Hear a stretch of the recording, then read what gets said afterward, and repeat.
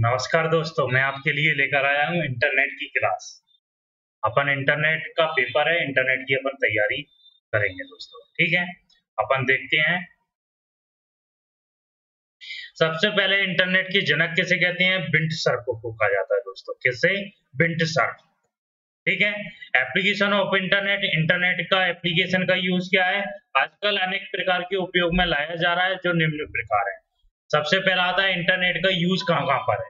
सबसे पहले इन्फॉर्मेशन को भेजने, ईमेल प्राप्त करने और ईमेल को सेंड करने और बड़े डेटाबेस हैं, वित्तीय डेटाबेस तक पहुँचने में, ई-कॉमर्स में और व्यापारिक घराने और संस्थाएँ इंटरनेट का उपयोग किसमें करते हैं? अपने सॉन्ग सुनने में, वीडियो कॉन्फ्रेंसिंग संवाद को स्थापित करने में। ठीक है, इंटरनेट पर इलेक्ट्रॉनिक मेल भेजने से कंपनियों को सहायकर्ता तथा अन्य व्यक्तियों के बीच में क्या कर सकते हैं? यानी संचार यानी कम्युनिकेशन की गति बढ़ा सकते हैं। मीडिया मनोरंजन के उद्योग में सबसे ज्यादा इंटरनेट का यूज होता है। इंटरनेट का उपयोग ऑनलाइन न्यूज़पेपर और मौसम की रिपोर्ट देखने के लिए भी यूज करते हैं। और आज इंटरनेट का यूज वैज्ञानिक और छात्र इंटरनेट का रिसर्च करने में भी इसका सबसे अधिक यूज होता है। सामान्य लोग इंटरनेट का यूज मनोरंजन में करते हैं। इंटरनेट का उपयोग सामान्य लोग कंपनियों में रोजगार प्राप्त करने यानी अपना रिज्यूम पहुंचाने के में भी यूज करते हैं। ठीक है दोस्तों, हिस्ट्री ऑफ इंटरनेट। इंटरनेट की हिस्ट्री क्या है? इंटरनेट की परिकल्पना किस प्रकार हुई और कैसे अपने वर्तमान स्वरूप में पहुंचा, एक बड़ा स्वाभाविक सा प्रश्न है जो कि इंटरनेट यूजर्स के मस्तिष्क में उभरता है। ठीक है, अब इंटरनेट का किस तरह से आया, क्या आया, मैं आपको समझा देता हूं दोस्तों। रूस और अमेरिका के बीच शीत युद्ध जारी था। उस टाइम पे अमेरिका के पास कोई भी इस तरह का कोई सा भी योजना वगैरह नहीं थी, या कह सकते हैं कुछ भी नहीं था, है ना। एक ऐसा नेटवर्क था जो एक देश से दूसरे देश से संपर्क किया जा सके। दोनों देशों ने परमाणु हथियार विकसित कर लिए थे, वे एक दूसरे के ऊपर फेंकते थे, उनका जो भी कम्युनिकेशन का साधन हुआ करता था वो पूरा नष्ट हो जाता था दोस्तों। तो अब क्या था कंडीशन? अब एक ऐसे ऐसे नेटवर्क की आवश्यकता थी जो परमाणु बम भी गिर जाए, कुछ भी गिर जाए, लेकिन कम्युनिकेशन का साधन अपना कंटिन्यू बना रहे। ठीक है, तो अब अमेरिका सेना का एक एडवाइजर संगठन था जिसका नाम था रैंड कॉर्पोरेशन दोस्तों। क्या नाम था? Rand Corporation. रैंड कॉर्पोरेशन ने एडवाइस दी, क्यों नहीं अपन कुछ ऐसा करें जिससे कुछ भी प्रॉब्लम हो जाए लेकिन अपना कम्युनिकेशन का साधन कंटिन्यू बना रहे। तो इसके लिए सुझाव अच्छा था। ठीक है, एक्सेप्ट किया गया। एक्सेप्ट करने के बाद अब ये बनेगा कहां पर? तो अमेरिका के कैलिफोर्निया शहर का नाम आपने सुना ही होगा दोस्तों। तो उसी के नाम पर क्या है? कैलिफोर्निया एक यूनिवर्सिटी है दोस्तों। क्या है? California university. कैलिफोर्निया यूनिवर्सिटी के प्रोफेसर है डॉक्टर लियोनार्ड किलिनरॉक ने कहा मैं बनाऊंगा। अब बात चलिए, अब रुपए कहां से आएगा? वहां का एक ऑर्गेनाइजेशन संगठन था जिसका नाम था आरपा। आरपा की फुल फॉर्म होती है एडवांस रिसर्च प्रोजेक्ट एजेंसी। उसने कहा आप चिंता मत करिए, मैं पूरा खर्चा उठाऊंगा। ठीक है, तो अब कैलिफोर्निया यूनिवर्सिटी के प्रोफेसर डॉक्टर लियोनार्ड किलिनरॉक ने क्या किया? 2 सितंबर 1969 में एक नेटवर्क तैयार किया जिसका नाम रखा गया आरपा नेट। क्या नाम रखा गया? आरपा नेट। और 20 अक्टूबर 1969 में क्या किया गया? दोनों दो कंप्यूटरों के बीच कम्युनिकेशन करके देखा गया। ठीक है, और यह कम्युनिकेशन सक्सेसफुल रहा दोस्तों। क्या रहा? सक्सेसफुल रहा। इस तरह से इंटरनेट अस्तित्व में आया दोस्तों। ठीक है, और 1990 में बंद कर दिया गया। यानी आरपानेट को कब बंद कर दिया गया है? 1990 में। आरपानेट क्या था? ट्रिपल डब्ल्यू था, यानी वर्ल्ड वाइड, यानी वाइड एरिया नेटवर्क था दोस्तों। सबसे पहला वाइड एरिया नेटवर्क कौन सा आया था? आरपानेट आया था। और एनएसएफ नेट को सरकारी सहायता देना 1995 से रोक दिया गया, परंतु इंटरनेट पूर्वक कार्य करता रहा क्योंकि बहुत सी व्यापारिक इंटरनेट सेवाएं प्रारंभ हो गई थी। इंटरनेट में अन्य सेवाओं और यूजर्स को जोड़े जाते रहे। अभी भी इसका विस्तार हो रहा है और जब यह तक यानी संसार का विस्तार होता रहेगा तब तक इंटरनेट बढ़ता रहेगा। ठीक है दोस्तों, नेक्स्ट आती है ट्रिपल डब्ल्यू की हिस्ट्री। ट्रिपल डब्ल्यू के जनक हैं डॉक्टर टिम बर्नर्स-ली। कौन है? ट्रिपल डब्ल्यू के जनक डॉक्टर टिम बर्नर्स-ली। और ट्रिपल डब्ल्यू की फुल फॉर्म होती है वर्ल्ड वाइड वेब। क्या होती है दोस्तों? World wide web. उस टाइम पर टिम बर्नर्स-ली कहां पर काम करते थे? कहां पर करते थे दोस्तों? उसका पूरा बड़ा नाम है दोस्तों European Organization for Nuclear Research, Switzerland में काम करते थे। काम किसका करते थे? सन का, CERN। ठीक है, यानी सर्न का मतलब है यहाँ पर नई नई खोजा करना दोस्तों। ठीक है, तो आपने टिम बर्नर्स-ली क्या करते थे, नई नई खोजा करते थे और इसमें इंटरनेट का बहुत उपयोग होता था। उनके जो रिसर्च फ्रेंड हुआ करते थे, कुछ भी रिसर्च होता था उसे इंटरनेट पर तुरंत अपलोड करते, तो ये लोग सब देख सकते थे। तो ये एक सबसे बड़ी कंडीशन बनती थी उस टाइम पर। ठीक है, लेकिन उस टाइम पर इंटरनेट किस पर आधारित था, CUI पद्धति, कमांड यूजर इंटरफेस पर आधारित था। तो सबसे बड़ी प्रॉब्लम ये थी, क्योंकि अपन ने इंटरनेट का यूज करना है तो कमांड बेस्ड था पूरा दोस्तों। किस बेस्ड था, कमांड बेस्ड। तो सबसे बड़ी प्रॉब्लम आती थी दोस्तों। ठीक है, तो फिर क्या किया गया, इस प्रॉब्लम को सॉर्ट आउट करने के लिए, क्या करने के लिए दोस्तों, इस प्रॉब्लम को सॉर्ट आउट करने के लिए यहाँ पर WWW परियोजना की स्टार्टिंग हुई, यानी WWW 1989 में अस्तित्व में आ गया था। इसे बड़े स्तर पर लॉन्च करने के लिए सर्न का एक विभाग था जिसका नाम था electronics and computing for physics विभाग को एक प्रस्ताव बनाकर दिया गया। क्या किया गया, एक प्रस्ताव बनाकर दिया गया और इस प्रस्ताव को इतनी स्वीकृति नहीं मिली।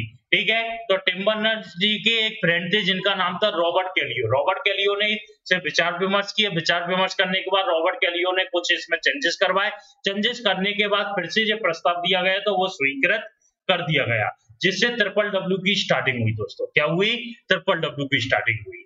ठीक है, और इंटरनेट यूजर्स को 1991 में पता चला अब अपना इंटरनेट GUI पद्धति पर आधारित हो गया है और GUI की फुल फॉर्म होती है ग्राफिकल यूजर इंटरफेस दोस्तों। नेक्स्ट आता है इंटरनेट और BS इंटरनेट। इंटरनेट और इंटरनेट में अंतर क्या होता है दोस्तों, मैं आपको सिंपली समझा देता हूं।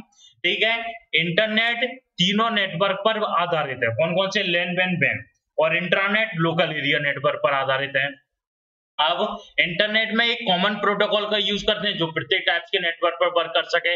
इंट्रानेट में एक ऐसा प्रोटोकॉल यूज किया जाता है जो लोकल एरिया में यूज किया जा सके।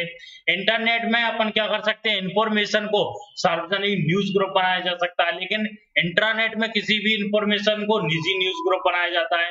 ठीक है, इंटरनेट की साइट के बिना ही इंटरनेट की ग्लोबली के साथ सीधे तौर पर बना सकते हैं, यानी कह सकते हैं अपन कोई भी आईडी बना सकते हैं, लेकिन इंट्रानेट में बिना इंटरनेट के कोई भी ग्लोबली आईडी नहीं बना सकते दोस्तों। ठीक है, इंटरनेट पर किसी भी इंफॉर्मेशन को अपलोड करने के लिए वेब स्पेस की आवश्यकता होती है। इंटरनेट में किसी भी डेटा को अपलोड या किसी भी इंफॉर्मेशन को अपलोड करने के लिए वेब स्पेस की आवश्यकता नहीं होती है। ठीक है, नेक्स्ट आता है ISP। ISP की फुल फॉर्म होती है इंटरनेट सर्विस प्रोवाइडर। वैसी कंपनियां जो इंटरनेट को, यानी वैसी कंपनियां तथा संस्थान जो इंटरनेट सर्विस से यूजर्स को जोड़ती है वो क्या कहलाती हैं, ISP कहलाती हैं। ISP कंपनियां यूजर्स को यह सर्विस प्रदान करने हेतु एक राशि लेती हैं जो सामान्यतः दो प्रकार की होती है। ठीक है, कौन कौन सी, इंटरनेट उपयोग करने के लिए, इंटरनेट कनेक्शन के लिए। ठीक है, भारत में कई इंटरनेट सर्विस प्रोवाइडर हैं जिनमें प्रमुख है सत्यम, BSNL और रिलायंस। अब तो प्रत्येक कंपनी इंटरनेट यूजर्स को जोड़ती हैं। ठीक है दोस्तों, यानी इंटरनेट उपलब्ध करा रही हैं, प्रत्येक कंपनियां उपलब्ध करवा रही हैं। पहले तीन ही कंपनियां हुआ करती थी जो बड़ी कंपनियां हैं ये। ठीक है दोस्तों, नेक्स्ट आती है कनेक्टिविटी। कनेक्टिविटी क्या होती है, इंटरनेट चूंकि किसी कॉमर्शियल प्रोडक्ट के रूप में डेवलप नहीं किया जाता है, इस कारण इसके कनेक्शन की कोई मानक विधि विस्थापित नहीं की गई है। प्रत्येक नेटवर्क के अपने क्या होते हैं, यूजर्स होते हैं जो सुचारू रूप से कार्य करते रहे हैं और यह विशेष नेटवर्क सुनिश्चित करता है विभिन्न प्रकार के नेटवर्क विभिन्न प्रकार की सर्विस तथा कनेक्शन प्रदान करते हैं। कनेक्शन का प्रकार कार्य की प्रकृति पर निर्भर करता है और कि आप किस उद्देश्य और कौन से कार्य हेतु कनेक्शन लेना चाहते हैं दोस्तों। ठीक है, सबसे पहला आता है लीज लाइन। लीज लाइन एक सामूहिक इंटरनेट कनेक्शन सर्विस है। इंटरनेट से जुड़ने के लिए यह इस प्रकार का कनेक्शन है जो इंटरनेट यानी इंटरनेट यूजर्स को 24 घंटे अपनी सर्विस उपलब्ध करवाता है। ठीक है, इसका यूज बड़ी बड़ी कंपनियां, बड़े बड़े विश्वविद्यालय करते हैं क्योंकि ये काफी कॉस्टली भी होता है। क्या होता है, काफी महंगा भी होता है क्योंकि इनके लिए विशेष हार्डवेयर की आवश्यकता होती है। एक आदमी इसे सुचारू रूप से चलाने के लिए हमेशा लगाया जाता है। इसमें जो डेटा भेजते हैं वो बैकबोन्स केबल के लिए भेजा जाता है। ठीक है दोस्तों, नेक्स्ट आता है डायल अप एक्सेस। इसमें दो प्रकार के डायल अप एक्सेस भी एक प्रकार का क्या होता है, एक कनेक्शन होता है। इसमें दो प्रकार के अकाउंट रख सकते हैं, SLIP और PPP। SLIP की फुल फॉर्म होती है सीरियल लाइन इंटरनेट प्रोटोकॉल और PPP की फुल फॉर्म होती है पॉइंट टू पॉइंट प्रोटोकॉल। ठीक है, SLIP की अपेक्षा PPP फास्ट चलने वाले अकाउंट होते हैं। ठीक है दोस्तों, नेक्स्ट आता है BSAT। BSAT की फुल फॉर्म होती है वेरी स्मॉल ऑब्जेक्ट टर्मिनल। क्या होती है, वेरी स्मॉल ऑब्जेक्ट टर्मिनल। ठीक है, और इसको एक इंटेलिजेंट अर्थ स्टेशन के रूप में वर्णन किया जा सकता है। ये सिंक्रोनस, यह जियो सिंक्रोनस सैटेलाइट से जुड़ा होता है तथा टू वे टेलीकम्युनिकेशन तथा इंफॉर्मेशन जैसे साउंड, डेटा, वीडियो को सपोर्ट करने के लिए उपयुक्त होता है दोस्तों। ठीक है, ये छोटे टर्मिनल 1 मीटर का एंटीना रखते हैं, लगभग 1 वाट की शक्ति के होते हैं। इनकी अपलिंक कितनी होती है? 19.2 kbps होती है और डाउनलिंक कितनी होती है? 512 kbps।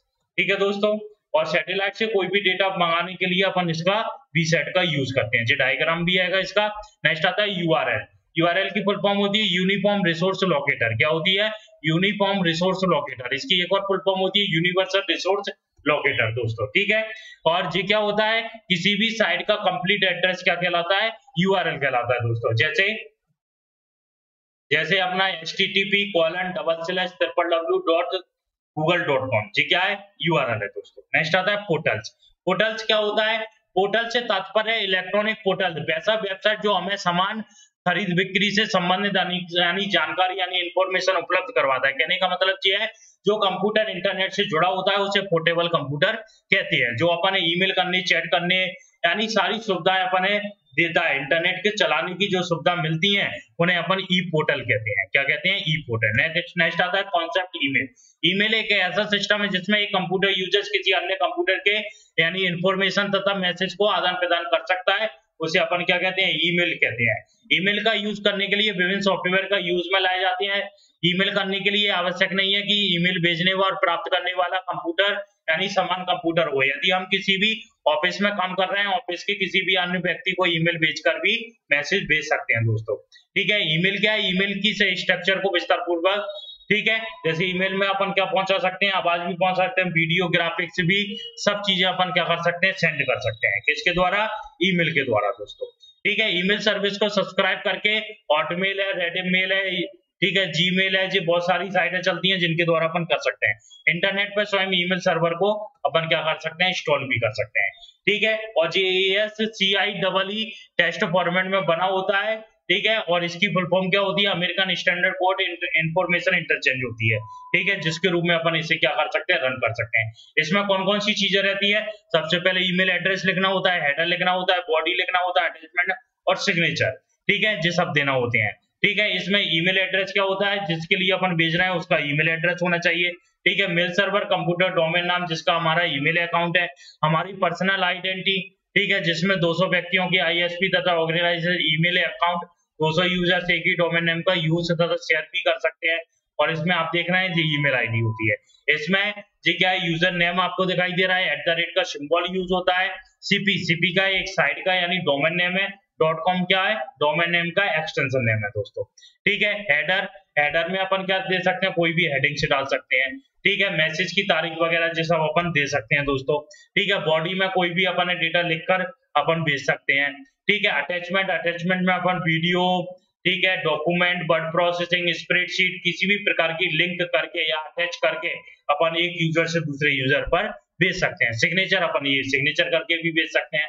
ठीक है, जैसे फुल नेम है, जॉब का टाइटल है, ये सब अपन भेज सकते हैं। ठीक है, तो ये क्या कहलाता है? अपना ईमेल कहलाता है।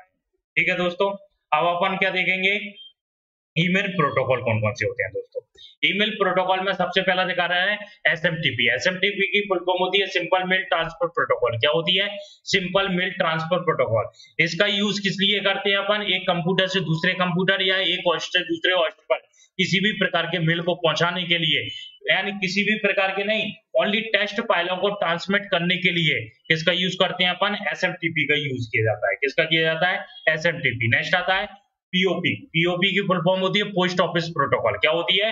Post office protocol. Client server से किसी भी मेल को इनबॉक्स तक भेजने के लिए किसका यूज करते हैं? पॉप प्रोटोकॉल का यूज करते हैं। इसके द्वारा अपन के इनबॉक्स से डाउनलोड और अपलोड भी कर सकते हैं। और ये 3 प्रकार के होते हैं, पॉप 1, पॉप 2, पॉप 3। ठीक है, तो ये अपने रहते हैं। ठीक है दोस्तों, अपन ज्यादा डीप में नहीं जाएंगे, हिस्ट्री वगैरह अपन नहीं देखेंगे क्योंकि इतना डीप में आना नहीं है। ठीक है दोस्तों, अब नेक्स्ट आता है X.400। X.400 प्रोटोकॉल का यूज ईमेल कनेक्टिविटी के लिए किया जाता है। इसका निर्माण मुख्य रूप से बाइनरी फाइल ट्रांसफर जैसी समस्याओं का समाधान करने के लिए किया गया था। इस प्रोटोकॉल का कार्य आसमान तथा कंप्यूटर सिस्टम के मध्य मैसेज के प्रसारण के लिए किया जाता है। ठीक है। माइम की फुल फॉर्म होती है मल्टीपर्पज इंटरनेट मेल एक्सटेंशन। इसमें क्या कर सकते हैं अपन, कोई भी डॉक्यूमेंट हुआ, स्प्रेडशीट हुआ, साउंड, वीडियो, इमेज को एक कंप्यूटर से दूसरे कंप्यूटर पर ट्रांसमिट करने के लिए माइम प्रोटोकॉल का यूज करते हैं। या मल्टीमीडिया से रिलेटेड किसी भी मेल को भेजने के लिए माइम प्रोटोकॉल का यूज किया जाता है। नेक्स्ट आता है यूसीपी। इसकी फुल फॉर्म होती है Unix to Unix compute protocol. Unix और लाइनक्स ऑपरेटिंग सिस्टम में एक कंप्यूटर से दूसरे कंप्यूटर पर किसी भी मेल को ट्रांसमिट करने के लिए या किसी भी फाइल को ट्रांसमिट करने के लिए यूसीपी प्रोटोकॉल का यूज कर सकते हैं। ठीक है दोस्तों। नेक्स्ट आता है अपना IMAP4।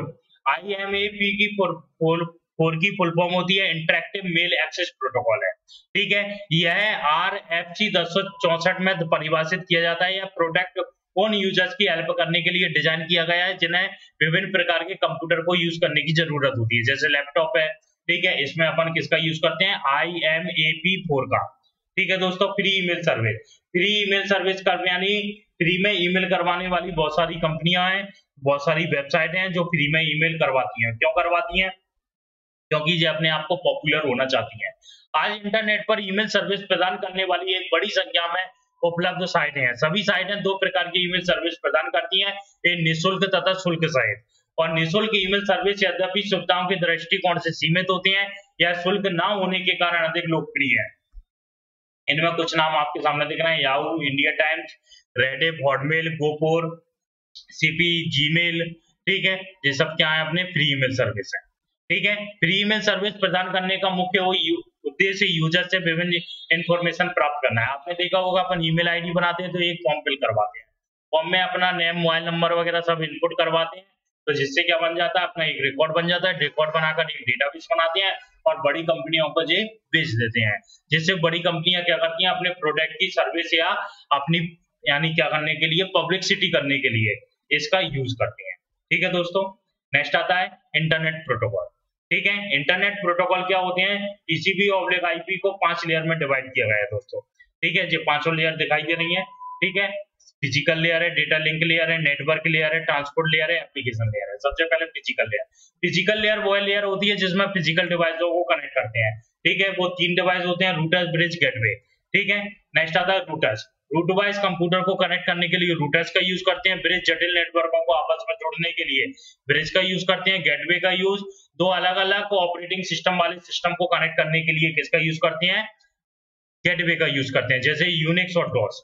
ठीक है दोस्तों। नेक्स्ट आती है डेटा लिंक लेयर, यानी ऊपर से डेटा पैक यानी क्लाइंट सर्वर तक लाने के लिए किसका यूज करते हैं, डेटा लिंक लेयर का यूज किया जाता है। इसके अंतर्गत एक प्रोटोकॉल आता है जिसे पॉप कहते हैं। पॉप की फुल फॉर्म क्या होती है, पोस्ट ऑफिस प्रोटोकॉल।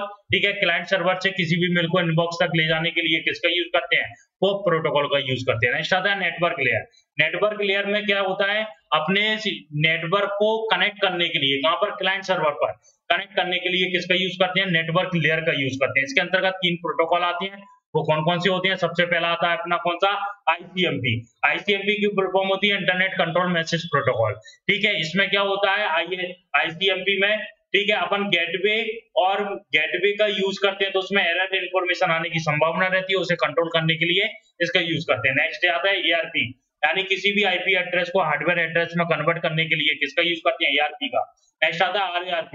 RARP की फुल फॉर्म होती है रिवर्स एड्रेस रिजोल्यूशन प्रोटोकॉल। किसी भी हार्डवेयर एड्रेस को IP एड्रेस में कन्वर्ट करने के लिए इसका ही यूज किया जाता है। नेक्स्ट आती है ट्रांसपोर्ट लेयर। एक जगह से दूसरी जगह डेटा भेजने के लिए अपन किसका यूज करते हैं, ट्रांसपोर्ट लेयर का यूज करते हैं। इसके अंतर्गत 2 प्रोटोकॉल आते हैं, TCP, ट्रांसमिशन कंट्रोल प्रोटोकॉल। ठीक है। इसमें अपन जिस ईमेल आईडी पर अपन कोई भी डेटा ट्रांसमिट कर रहे हैं तो इसकी पूरी रिस्पॉन्सिबिलिटी रहती है, वहां तक वो कंप्लीट पहुंचाएगा, हर कंडीशन में पहुंचाएगा। ठीक है। इसका एक अपोजिट रहता है जिसे UDP कहते हैं। ठीक है। जिसे यूजर डेटाग्राम प्रोटोकॉल रहता है। इसमें किसी भी डेटा को अपन भेजेंगे तो इसकी कोई रिस्पॉन्सिबिलिटी नहीं रहती है, कभी भेज भी देता है, कभी नहीं भेजता है, डेटा लॉस हो जाने का भी डर रहता है दोस्तों इसमें। ठीक है। नेक्स्ट आती है एप्लीकेशन लेयर। एप्लीकेशन लेयर वो लेयर होती है जिसपे इंटरनेट का यूजर क्या करता है, वर्क करता है। ठीक है। इसमें एक प्रोटोकॉल आता है, इसमें कौन सा दिख रहा है, फर्स्ट प्रोटोकॉल है FTP, फाइल ट्रांसफर प्रोटोकॉल। एक कंप्यूटर से दूसरे कंप्यूटर पर किसी भी फाइल को ट्रांसमिट करने के लिए FTP प्रोटोकॉल का यूज करते हैं। FTP एक सर्वर भी होता है और उस सर्वर से किसी भी डेटा को एक्सेस करने के लिए आर्ची टूल का यूज करते हैं दोस्तों। किसका करते हैं, आर्ची टूल का यूज करते हैं। ठीक है दोस्तों। किसका यूज किया जाता है, आर्ची टूल का यूज किया जाता है। नेक्स्ट आता है इसमें, ठीक है, TFTP, trivial file transfer protocol. ठीक है, FTP की तुलना में एक साधारण प्रोटोकॉल है जो एक सिस्टम से दूसरे सिस्टम पर फाइल को ट्रांसफर करने के लिए इसका यूज करते हैं। SMTP, अभी अपन ने पढ़ा था SMTP यानी सिंपल मेल ट्रांसफर प्रोटोकॉल, किसी भी यानी टेक्स्ट फाइल को एक कंप्यूटर से दूसरे कंप्यूटर पर भेजने के लिए इसका यूज करते हैं SMTP का। नेक्स्ट आता है टेलनेट, टेली कम्युनिकेशन नेटवर्क। यह एक कम्युनिकेशन प्रोटोकॉल होता है जिसका यूज किस लिए करते हैं, अपना किसी भी लैपटॉप को रिमोट कंप्यूटर से जोड़ने के लिए किसका यूज किया जाता है, टेलनेट का। एक एग्जांपल के तौर पर मैं आपको समझा देता हूँ पूरा टेलनेट क्या है। ठीक है, टेलनेट क्या है, जैसे आपके दिल्ली में एक कंप्यूटर है और एक कंप्यूटर कहाँ पर है, शिवपुरी में है। ठीक है, आपका जो शिवपुरी में कंप्यूटर है वो उसमें कुछ टेक्निकल प्रॉब्लम है, जो दिल्ली में बंदा बैठा है वो आपकी टेक्निकल प्रॉब्लम को सॉल्व कर सकता है। लेकिन कंडीशन क्या होगी, आपके कंप्यूटर को लेकर आपको दिल्ली जाना पड़ेगा, दिल्ली वाले बंदे को शिवपुरी आना पड़ेगा। लेकिन दोनों कंडीशन क्या है दोस्तों, फॉल्स है, ना आप जा सकते ना वो आ सकता। तो आप क्या करें, टेलनेट के कुछ सॉफ्टवेयर आते हैं उन्हें इंस्टॉल करते हैं, जैसे इंस्टॉल करते हैं तो उन्हें ओपन करेंगे तो वो यूजर आईडी और एक पासवर्ड जनरेट करते हैं। ठीक है, उसको सामने वाले में डालेगा तो अपने डेस्कटॉप का, अपने कंप्यूटर का डेस्कटॉप उसके कंप्यूटर पे क्या हो जाएगा, ओपन हो जाएगा। वो वहां पर बैठकर कोई भी काम करेगा, अपन देख सकते हैं लेकिन कर कुछ नहीं सकते, इसलिए इसे बोलते हैं रिमोट कंप्यूटर। ठीक है, अब इसमें जो 98 विंडोज 95, विंडोज 98 और विंडोज NT में बना हुआ है दोस्तों। कॉन्सेप्ट है टेलनेट। ठीक है, तो यही अपना टेलनेट की मैंने आपको समझा दिया। रिमोट लॉगिन क्या होता है, एक कंप्यूटर से दूसरे कंप्यूटर में रिमोट लॉगिन होना। ठीक है, नेक्स्ट आता है चैट। चैट भी अपने दो प्रकार, चैट का अर्थ है सामान्यतः बातचीत करना होता है। ठीक है, चैटिंग दो प्रकार से की जाती है, टेक्स्ट चैटिंग और वॉइस चैटिंग। टेक्स्ट चैटिंग में क्या होता है, अपन ऑनलाइन रहने की आवश्यकता होती है, अपन कोई भी मैसेज लिखकर सेंड करते हैं, वो सामने वाला देखकर उसका क्या देता है, रिस्पॉन्स देता है, तो वो कौन सा कहलाता है, टेक्स्ट चैटिंग कहलाता है। इसकी कई सारे मैसेंजर होते हैं, जैसे याहू मैसेंजर है, ठीक है, फेसबुक मैसेंजर है, व्हाट्सएप मैसेंजर है। वॉइस चैटिंग में क्या होता है, ठीक है, अपन वॉइस के द्वारा चैटिंग कर सकते हैं। अब तो इसकी जरूरत नहीं पड़ती क्योंकि मोबाइल में सब सारी फैसिलिटी दी हुई है, लेकिन इसे करने के लिए अपने पास क्या होना चाहिए, फुल डुप्लेक्स साउंड कार्ड होना चाहिए। सबसे पहले तो एक से अधिक बंदों के लिए चैटिंग करना है तो फुल डुप्लेक्स साउंड कार्ड होना चाहिए। अपने पास माइक्रोफोन होना चाहिए, एक इंटरनेट फोन शेयरवेयर नाम से एक सॉफ्टवेयर होना चाहिए, नहीं है तो vocaltech.com से अपन डाउनलोड कर सकते हैं और डाउनलोड करके इसका यूज कर सकते हैं। नेक्स्ट आता है HTTP। HTTP की फुल फॉर्म होती है हाइपर टेक्स्ट ट्रांसफर प्रोटोकॉल होती है। ठीक है, यह एक ऐसा प्रोटोकॉल है जो इंटरनेट पर www से डेटा को एक्सेस करने की सुविधा प्रदान करता है। ठीक है, एक ग्लोबली प्रोटोकॉल है जो audio, video, text file, multimedia, animation, sound इत्यादि फाइल को एक स्थान से दूसरे स्थान पर ट्रांसफर करने के लिए किसका यूज करते हैं, HTTP का यूज करते हैं। HTTP का यूज मुख्य रूप से क्लाइंट तथा सर्वर के मध्य इंफॉर्मेशन का आदान प्रदान के लिए करते हैं। इसमें क्लाइंट सर्वर के पास रिक्वेस्ट भेजता है और रिक्वेस्ट को पढ़ने के बाद क्लाइंट को रिस्पॉन्स करता है। HTTP ट्रांजैक्शन यानी ट्रांजैक्शन कहते हैं जो HTTP का यूज किए जाने पर मैसेज को मुख्य रूप से दो प्रकार से, यानी एक रिक्वेस्ट होती है, एक रिस्पॉन्स रहता है। ठीक है दोस्तों, नेक्स्ट आता है वेब प्रोटोकॉल। वेब प्रोटोकॉल एक सॉफ्टवेयर है जो कुछ नियमों को मिलकर बना होता है और हम इसे इस तरह परिभाषित कर सकते हैं कि प्रोटोकॉल नियमों का एक समूह है जो कम्युनिकेशन टास्क को परफॉर्म करता है। इसी तरह वेब इंफॉर्मेशन को आदान प्रदान करने के लिए भी वे इसका यूज करते हैं। ठीक है, तो ये सारे कौन से हैं, वेब प्रोटोकॉल। TCP/IP है, ARP, RARP, OSPF, ICMP है। ठीक है, ये सारे प्रोटोकॉल कौन से होते हैं, वेब प्रोटोकॉल होते हैं। नेक्स्ट आता है वेब सर्वर। वेब सर्वर क्या होता है, अपनी वेबसाइट को सर्वर पर अपलोड करना। ठीक है, यार सर्वर एक कंप्यूटर होता है दोस्तों। ठीक है, वेब सर्वर ब्राउज को वेब पेज तथा वेबसाइट को उपलब्ध कराने में अहम भूमिका निभाता है। यह एक तरीके की एक तकनीक होती है, अर्थात यूजर का वेब एक दूसरे को जोड़ते हैं। ठीक है, बड़ी कंपनियां स्वयं का वेब सर्वर रखती हैं। वेब सर्वर मतलब होता है एक कंप्यूटर वहां पर लगा होता है। ठीक है, और उसमें अपन ऑनलाइन रहकर किसी भी मात्रा में, कितनी भी मात्रा में डेटा को अपन स्टोर कर सकते हैं, उसे अपन क्या कहते हैं, सर्वर कहते हैं। ठीक है दोस्तों, नेक्स्ट आता है DNR, डोमेन नेम रजिस्टर। ठीक है, आप वेबसाइट तैयार करने के बाद इंटरनेट पर इनकी उपस्थिति को सुनिश्चित करने के लिए अपन किसका यूज करते हैं, डोमेन नेम रजिस्टर का यूज करते हैं। डोमेन नेम का आपके साइट का और वेब पता आपकी साइट का इंटरनेट एक पहचान बनाता है। यह साइट ऑनलाइन ब्रांड होता है जो यूजर्स के इस डोमेन नेम का नाम इंटरनेट की साइट तथा इससे संबंधित प्रोडक्ट सेवाओं को ढूंढने के लिए करते हैं। ठीक है, और डोमेन नेम का पंजीकरण हम कई विभिन्न कंपनियों द्वारा करवा सकते हैं। ऐसी कंपनियां डोमेन नेम के नाम के यानी पंजीकरण करती हैं जो रजिस्टर कहलाती हैं दोस्तों। ठीक है, डोमेन नेम के नाम रजिस्ट्रेशन मुख्य रूप से वही कंपनियां अपने माध्यम से करवाती हैं जिनके होस्ट सर्वर पर आप अपना वेबसाइट को अपलोड करना चाहते हैं। ठीक है, ये कंपनियों के नेम हैंगे। ठीक है, इन पर अपन करवा सकते हैं। नेक्स्ट आता है वेब पब्लिशिंग कॉन्सेप्ट। ठीक है, इंटरनेट के माध्यम से यूजर्स को कई प्रकार की सुविधाएं उपलब्ध करते हैं, जिसमें सबसे अधिक प्रचलित लोकप्रिय है इंटरनेट के फीचर्स, जैसे अपना ट्रिपल डब्ल्यू ही अपनी हेल्प से हम किसी भी वेबसाइट को एक्सेस कर सकते हैं। ठीक है, और वेबसाइट निर्माता वेबसाइट का निर्माण पूरा करने के लिए बाद इसे ट्रिपल डब्ल्यू पर प्रसारित करते हैं, क्योंकि ट्रिपल डब्ल्यू क्या होता है दोस्तों, एक डेटाबेस होता है। ठीक है, अपनी जितनी भी वेबसाइटें रहती हैं सब ट्रिपल डब्ल्यू से जुड़ी हुई रहती है। नेक्स्ट आता है वेब ब्राउजर। ठीक है, वेब ब्राउजर क्या होता है? ठीक है, ब्राउजर यानी ब्राउज करने वाला, यानी ढूंढने वाला। ठीक है, अपन इंटरनेट चलाना है तो किसका यूज करेंगे? वेब ब्राउजर का यूज करेंगे। सबसे पहला आता है मॉजिक। मॉजिक क्या होता है? एक ग्राफिकल यूजर इंटरफेस पर आधारित है। ठीक है, इसे इलिनॉइस यूनिवर्सिटी ने के national centre for super computing application ने इसे डेवलप किया है। इसको, और ये आया 1993 में दोस्तों। कहां पर आया है? 1993 में। लाइनक्स भी क्या है? एक अपना वेब ब्राउजर है जो मुख्य रूप से यूनिक्स ऑपरेटिंग के लिए डिजाइन किया गया है। नेटस्केप नेविगेटर सन 1994 में आया, जिसे भी एनसीएसए ने डेवलप किया है। माइक्रोसॉफ्ट इंटरनेट एक्सप्लोरर 1995 में आया, माइक्रोसॉफ्ट कंपनी ने इसे डेवलप किया है विंडोज के लिए। नेक्स्ट आते हैं सर्च इंजन। सर्च इंजन क्या होती हैं? इंफॉर्मेशन के स्मार्ट महाभंडार में अपनी पसंद की इंफॉर्मेशन खोजकर अपने सामने लाते हैं, उन्हें अपन सर्च इंजन कहते हैं दोस्तों। ठीक है, सर्च इंजन में सबसे पहला आता है याहू। कौन सा आता है? याहू। याहू क्या होता है? याहू एक सर्च इंजन है। कौन सा सर्च इंजन है? एक डायरेक्टरी बाय सर्च इंजन है। ठीक है, और इसका यूआरएल क्या होता है? http://www.yahoo.com होता है। इसमें डायरेक्टरी वाइज किसी भी इंफॉर्मेशन को सर्च करने के लिए यूज करते हैं। नेक्स्ट आता है लाइकोस।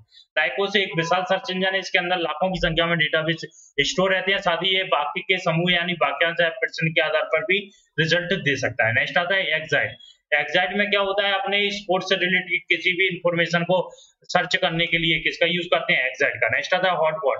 हॉटबॉट आपको 3 ऑप्शन उपलब्ध करवाता है, इनकटॉमी, गूगल, आस्क जीप। इनमें तीनों का में से एक ऑप्शन का यूज करके अपने सर्च को संपन्न कर सकते हैं। नेक्स्ट आता है अल्टा विस्टा। अल्टा विस्टा को यूनाइटेड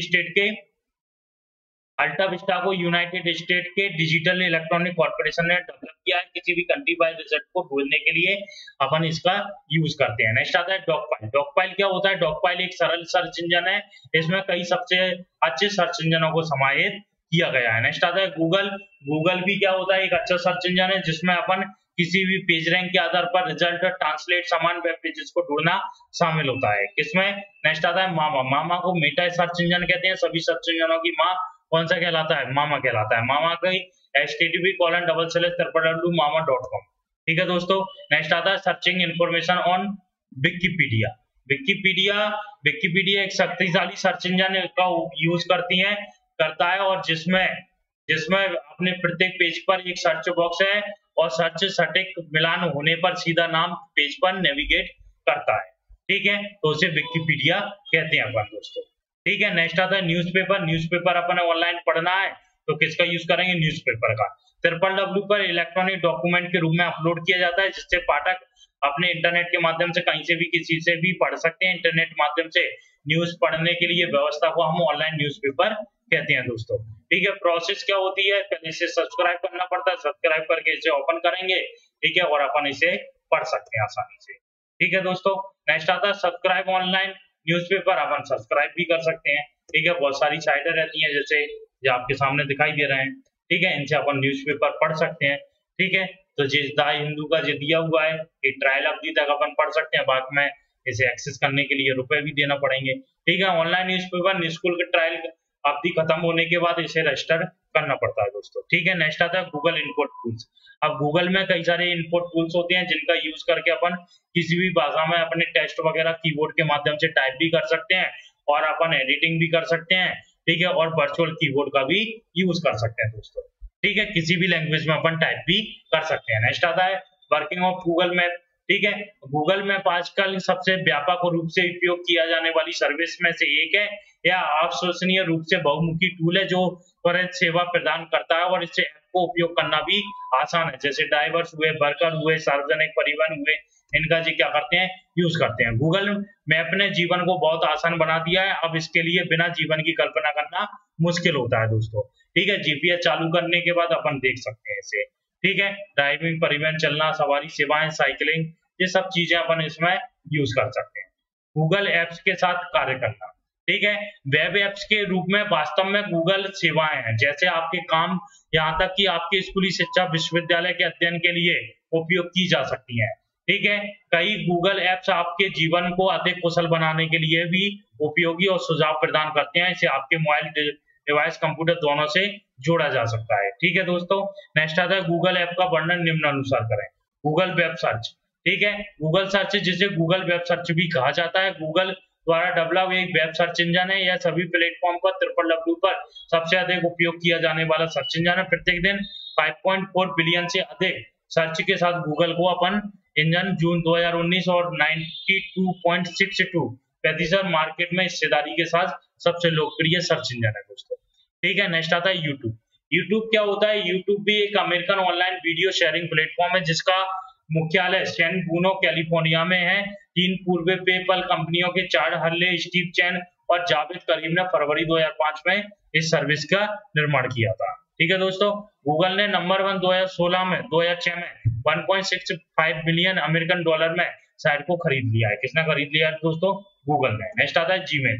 ठीक है, सभी गूगल ऐप्स में सबसे उपयोगी जीमेल है। जब कोई गूगल अकाउंट बनाता है तो मौजूदा ईमेल का उपयोग कर सकता है, एक नया बना सकते हैं, अंत में @gmail.com होगा। इससे यूजर्स अपने इनबॉक्स पर सेंड फोल्डर तथा स्पैम फोल्डर, थ्रेश फोल्डर का उपयोग कर सकता है। ठीक है दोस्तों, इसका अपन यूज कर सकते हैं। नेक्स्ट आता है गूगल ड्राइव।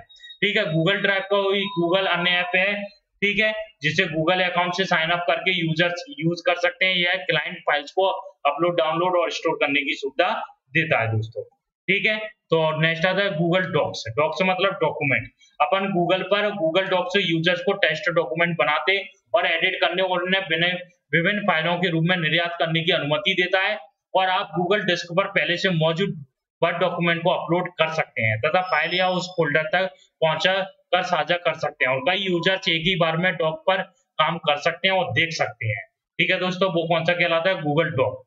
ठीक है, एक बार में जब आप अपने गूगल डॉक्स पर काम करना समाप्त कर लेते हैं तो अपने आप ड्राइव पर क्या हो जाता है? सेव हो जाता है। माइक्रोसॉफ्ट वर्ड फाइल में डाउनलोड एक्सपोर्ट भी कर सकते हैं। ठीक है, किसी भी एक्सटेंशन नेम पर अपन पीडीएफ वगैरह सब बना सकते हैं। ठीक है दोस्तों, नेक्स्ट आता है गूगल शीट। गूगल शीट मतलब स्प्रेडशीट। अपन स्प्रेडशीट भी गूगल पर बना सकते हैं दोस्तों। ठीक है, गूगल स्लाइड यानी प्रेजेंटेशन का भी पूरा काम अपन कर सकते हैं, जैसे पावर पॉइंट में करते हैं ऐसे ही अपन गूगल पर भी कर सकते हैं दोस्तों। नेक्स्ट आता है ऑनलाइन टिकट बुकिंग। ठीक है, ऑनलाइन टिकट बुकिंग करने के लिए अपन एक सॉफ्टवेयर है जिसे आपको आरक्षण यानी रिजर्वेशन मैनेजमेंट के लिए उपयोग कर सकते हैं। सॉफ्टवेयर ऑनलाइन बुकिंग के लिए टूर एक्टिविटीज ऑपरेटर्स की सुविधा देते हैं और ऑनलाइन बुकिंग प्लेटफॉर्म के लिए सबसे बड़ा लाभ यह है कि हमेशा व्यापार के लिए खुले रहते हैं। 24/7 स्वीकार कर सकते हैं और ग्राहकों को रिजर्वेशन करने के लिए अगले दिन या पेशकश नहीं करता है। सुबह 8 बजे से रात्रि के 8 बजे तक कभी भी अपन इसका रिजर्वेशन कर सकते हैं दोस्तों। ठीक है, इसके लिए साइट होती है www.irctc.com.in। ठीक है दोस्तों, इंडियन है साइट है, बहुत अच्छी साइट है जिसके द्वारा अपन इंडियन रेलवे का क्या कर सकते हैं? रिजर्वेशन देख सकते हैं और सब कर सकते हैं दोस्तों। ठीक है, नेक्स्ट आता है और बुकिंग भी कर सकते हैं अपनी, कोई भी ट्रेन का टिकट बुक करना है, ये सब अपन आसानी से कर सकते हैं। नेक्स्ट आता है अप्लाई फॉर पैन कार्ड। ठीक है, अब किसका यूज करेंगे अपन? अप्लाई फॉर पैन कार्ड का। अब पैन कार्ड नए आवंटन के लिए इंटरनेट के माध्यम से किया जा सकता है। इसके अलावा पैन कार्ड में परिवर्तन या सुधार करने के लिए रिक्वेस्ट पैन कार्ड के यानी फिर से अपन प्रिंट की रिक्वेस्ट भी इंटरनेट के माध्यम से भेज सकते हैं। ठीक है, NSDL इसकी कंपनी है और एक है UTIITSL। ठीक है, जिसके द्वारा अपन क्या पैन कार्ड के लिए कर सकते हैं। इसके लिए एक ऑनलाइन अपन रसीद कटवाना होती है और रसीद के लिए अपन credit card, debit card, net banking के द्वारा अपन रुपए भेज सकते हैं। ऑनलाइन पैन आवेदन करने के लिए नीचे दी गई लिंक पर अपन क्लिक करेंगे। ठीक है, यहाँ पर आ जाएंगे, अप्लाई करेंगे।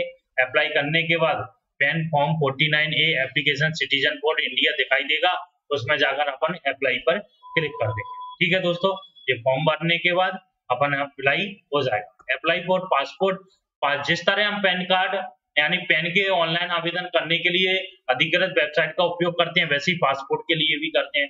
ये वेबसाइट का नाम दिया है, इस लिंक पर अपन क्लिक करते हैं, ठीक है, तो जी अपना ओपन हो जाएगा पासपोर्ट सेवा, ठीक है। पासपोर्ट सेवा ऑनलाइन पोर्टल के माध्यम से रजिस्टर करें, रजिस्टर्ड लॉगिन आईडी के साथ पासपोर्ट सेवा ऑनलाइन पोर्टल पर लॉगिन करें। पासपोर्ट के लिए ताजा पासपोर्ट साइज का फोटो वगैरह अपन दे सकते हैं, ये सब अपन बनने के बाद अपने क्या कर सकते हैं, ऑनलाइन कर सकते हैं। क्रेडिट कार्ड डेबिट कार्ड के द्वारा अपन पेमेंट भी कर सकते हैं, ठीक है दोस्तों।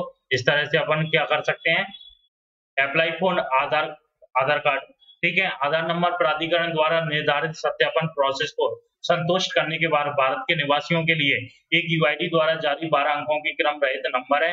कोई भी व्यक्ति किसी भी उम्र और लिंग का हो, भारत का निवासी है, स्वेच्छा से आधार कार्ड बनवा सकता है। वैसे अप्लाई भी अपन कर सकते हैं ऑनलाइन के माध्यम से, ठीक है। नीचे जो लिंक दी गई है उस पर जाकर अपन आधार कार्ड के लिए अप्लाई कर सकते हैं। इसके लिए जो आपकी वेबसाइट भी आपके सामने दिखाई दे रही है, पे इलेक्ट्रॉनिक बिल ऑनलाइन, अब तो गूगल पे और फोन पे के द्वारा अपन कर सकते हैं, या फिर अपने इसकी अधिकृत साइट पर भी जाकर अपन बिजली का बिल का भुगतान कर सकते हैं, ठीक है दोस्तों। नेक्स्ट आता है अपना सर्वे टेक्स्ट ऑनलाइन। अपन सर्वे टैक्स कुछ सर्विस ट्रांजैक्शन पर सर्विस प्रोवाइडर पर सरकार द्वारा लगाए जाने वाले टैक्स है, लेकिन वास्तव में ग्राहकों द्वारा वहन किया जाता है, और ये अप्रत्यक्ष टैक्स के तहत वर्गीकृत और वित्त अधिनियम 1994 के तहत अस्तित्व में आया, और यह एक प्रकार का अप्रत्यक्ष टैक्स है जो ट्रेवल एजेंटों और रेस्टोरेंट के सबके लिए देना होता है दोस्तों। ऑनलाइन भी अपन पे कर सकते हैं, जो आपकी साइट दिख रही है NSTL, जिस पर जाकर अपन ऑनलाइन पे कर सकते हैं, ठीक है दोस्तों। ये आपके सामने हैगा सब चीजें, ठीक है। इसमें अपन पेन टेन अनिवार्य चालान विवरण शब्द अपन बनना होगा, बनने के बाद इसे अपन अप्लाई कर सकते हैं। नेक्स्ट आता है बुकिंग गैस रिफिल ऑनलाइन, ठीक है। अपन सिलेंडर के लिए ऑनलाइन कर सकते हैं। LPG तरलीकृत पेट्रोलियम गैस सबसे व्यापक रूप से इस्तेमाल किया जाने वाला रसोई गैस है। लकड़ी या मिट्टी के तेल के बराबर या सुरक्षित पर्यावरण के अनुकूल LPG एक प्रकार का व्यापक और विस्तृत नेटवर्क के माध्यम से आसानी से उपलब्ध कराया जाता है, और भारत सरकार निश्चित संख्या सिलेंडरों की लागत पर सब्सिडी वगैरह भी देती है दोस्तों, ठीक है। तो इसके लिए अपन बुक कर सकते हैं। बुक करने के लिए LPG सिलेंडर की बुकिंग आप एक बटन पर क्लिक करके अपन कर सकते हैं, घर बैठकर अपन बुकिंग कर सकते हैं, जिसका दिया हुआ है, ठीक है। इस तरह से अपन सिलेंडर बुक कर सकते हैं। नेक्स्ट आता है ई बुक, इलेक्ट्रॉनिक बुक। ई बुक एक इलेक्ट्रॉनिक प्रारूप प्रकाशित बुक है, यह इंटरनेट पर डाउनलोड करके किसी भी बुक तक तुरंत पहुंचने की अनुमति देता है। पुस्तक को कंप्यूटर पर, ई रीडर, स्मार्टफोन, टैबलेट के माध्यम से अपन पढ़ भी सकते हैं दोस्तों, ठीक है। नेक्स्ट आता है डाउनलोडिंग ई बुक। अपन डाउनलोड भी कर सकते हैं किसी भी प्रकार की बुक को, ठीक है। जो बुक आपको अच्छी लगती है वो अपन बुक स्टोर से वेबसाइट पर जाकर क्या कर सकते हैं, डाउनलोड भी कर सकते हैं। नेक्स्ट आता है प्रोजेक्ट गुटेनबर्ग, ठीक है। ये क्या होता है, प्रोजेक्ट गुटेनबर्ग सार्वजनिक डोमेन नेम से 57,000 से अधिक निःशुल्क ई बुक्स प्रदान करता है। इसमें निःशुल्क रहती है 24/7, ठीक है। बहुत सारी शानदार किताबें मिल जाएंगी, आपको जो भी पढ़ना है पढ़ सकते हैं। नेक्स्ट आती है ओपन लाइब्रेरी, ठीक है। ओपन लाइब्रेरी एक गैर मुनाफे वाली इंटरनेट आर्काइव है, जो ओपन और एडिट करने के लिए लाइब्रेरी का एक कैटलॉग है। गूगल ई बुक स्टोर, गूगल भी ये फैसिलिटी देता है, अपनी उसकी भी बुक स्टोर है। विशाल संग्रह निःशुल्क बुक को पहुंचने और एक ऑप्शन है, जिसमें सैकड़ों क्लासेस और समकालीन बेस्ट सेलर है, ठीक है दोस्तों। नेक्स्ट आता है अमेजन फ्री काइंडल बुक्स, ठीक है। अमेजन से भी अपन क्या कर सकते हैं, किसी भी बुक्स को पढ़ सकते हैं, खरीद सकते हैं। नेक्स्ट आता है इंटरनेट आर्काइव, ठीक है। इसके द्वारा भी कर सकते हैं इंटरनेट आर्काइव, जिससे आदेश स्वतंत्र रूप से डाउनलोड करने के लिए बुक ग्रंथ वगैरह ये सब अपन यूज कर सकते हैं। नेक्स्ट आता है बुकमार्क, एक सेव किया गया शॉर्टकट है जो आपके ब्राउजर को एक विशिष्ट वेब पेज पर निर्देशित करता है जिसमें आप पहले से विजिट कर चुके हैं, ठीक है। बुकमार्क सेव करने के लिए आपको आसानी से वेब पर अपने पसंदीदा वेबसाइट तक पहुंचने की सुविधा देता है। यानी बुकमार्क लगा देंगे, अपन फिर से वही साइट ओपन करना है तो उस पर क्लिक करके वो साइट अपन ओपन कर सकते हैं, ठीक है। तो आप ये अपन यूज भी कर सकते हैं, Ctrl+D के द्वारा अपन इसका यूज कर सकते हैं। नेक्स्ट आता है इंटरनेट एक्सप्लोरर, ये भी क्या होता है, एक वेब ब्राउजर होता है, ठीक है दोस्तों, जिसका यूज अपन कर सकते हैं, ठीक है। ऑनलाइन सर्विस, एक ऑनलाइन सर्विस इंटरनेट पर प्रदान की गई किसी भी इंफॉर्मेशन सेवाओं को संदर्भित करती है। यह सेवाएं न केवल ग्राहकों को एक दूसरे के साथ संवाद करने की अनुमति देती हैं, बल्कि यह असीमित जानकारी तक पहुंच भी प्रदान करती है। ऑनलाइन सर्विस प्रदान करना अपने ग्राहकों के साथ जुड़ने तथा एक प्रभावी तरीका है। फॉर एग्जांपल, जे रास्ता संचालित हो, कोई सा भी हो, सब अपन आजकल सब चीजें ऑनलाइन है। जैसे ईमेल एड्रेस, फोन नंबर को सूचीबद्ध कर सकते हैं। ठीक है, जस्ट डायल। ठीक है, इसमें क्या होता है, जस्ट डायल एक कंपनी है जो फोन और ऑनलाइन पर भारत में विभिन्न सेवाओं के लिए लोकल सर्च प्रदान करती है।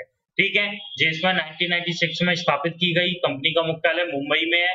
और ये सर्च से संबंधित अपने लोकल स्तर पर कुछ भी पता करना है, अपना स्कूल कहाँ पर है, जी कहाँ पर है, वो कहाँ पर है, सब अपन जस्ट डायल के द्वारा देख सकते हैं। ठीक है दोस्तों,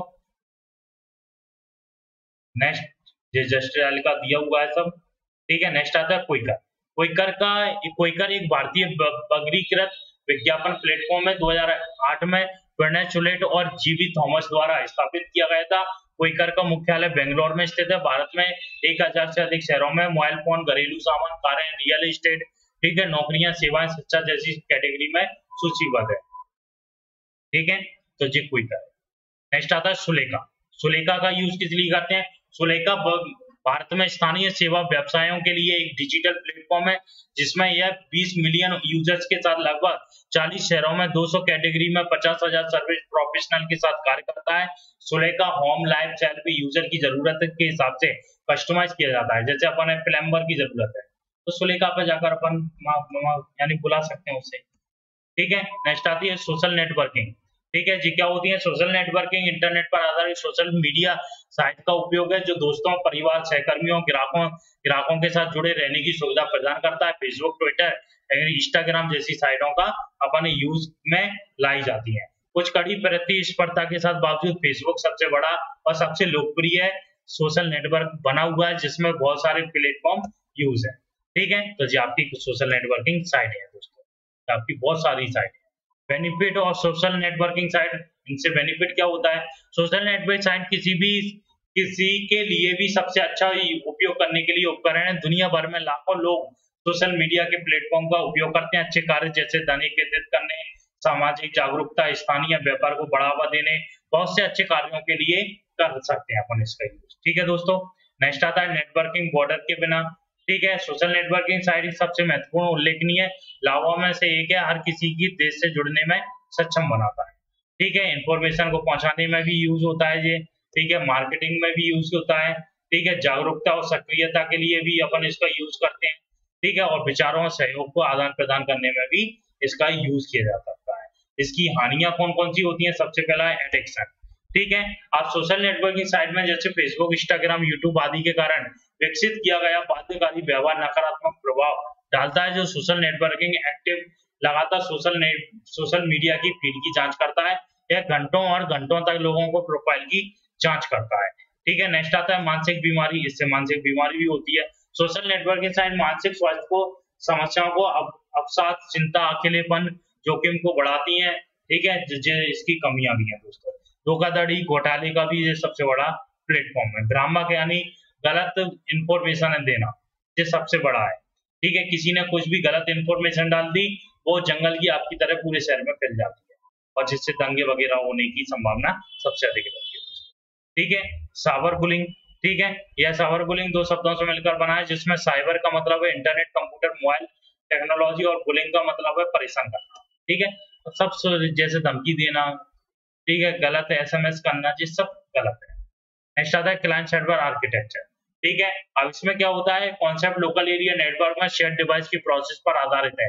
जैसे अपने पास 4 कंप्यूटर हैं, 4 कंप्यूटर में अपन ने चारों कंप्यूटर को कनेक्ट कर दिया है, उसमें एक सीपीयू लगा दिया है, एक प्रिंटर लगा दिया, एक मॉडम, यानी सब एक-एक चीज लगा दी अपन ने, स्कैनर भी एक लगा दिया, और किसी भी कंप्यूटर से अपन कमांड देंगे तो उस प्रिंटर से निकलने लगेगा, उसी को अपन क्लाइंट सर्वर आर्किटेक्चर कहते हैं दोस्तों।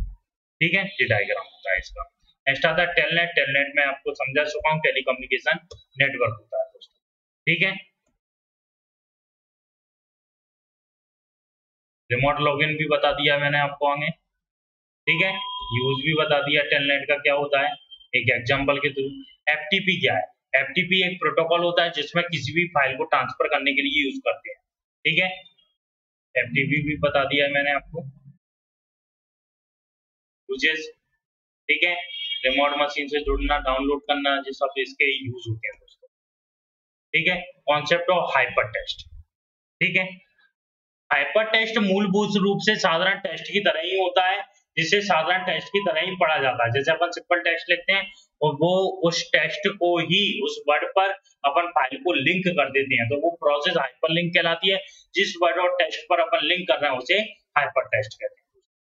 ठीक है, हाइपरटेक्स्ट पर निर्भर करता है, हाइपरटेक्स्ट का यूज करते हैं। वर्जन ऑफ एचटीएमएल, सबसे पहला एचटीएमएल 2.0 आया था, जिसे आईईटीएफ ने डेवलप किया गया था 1994 में, इसका यूज किया गया। फिर आया 3.0, 2.0 से अधिक समृद्धता, मानक निर्णय न लेने के बाद हर बार नए एट्रीब्यूट्स के साथ ये बदलता रहा। ठीक है, 3.2 आ गया 1996 में आ गया। 4.0 इसमें अपन सब चीजें कर सकते हैं, जैसे स्क्रिप्टिंग है, रैम है, टेबल्स है, फॉर्म्स है, स्टाइल शीट है, सब इसमें अपन बना सकते हैं। नेक्स्ट आता है एलिमेंट और एचटीएमएल। एलिमेंट कौन कौन से रहते हैं?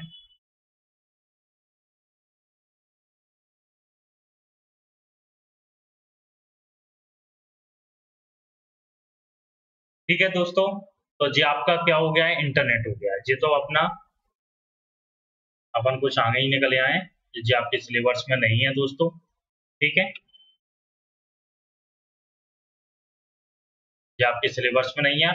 और एचटीएमएल की वीडियो आपकी ऑलरेडी डली हुई है, मात्र आपको जावा स्क्रिप्ट जरूर पढ़ के जाना। क्या पढ़ के जाना है? जावा स्क्रिप्ट। ठीक है, और एचटीएमएल की वीडियो देखकर जाना है। ठीक है, ये वीडियो आपको कैसा लगा जी जरूर बताएं दोस्तों। ठीक है, अच्छा लगा या बुरा लगा जी जरूर बताएं।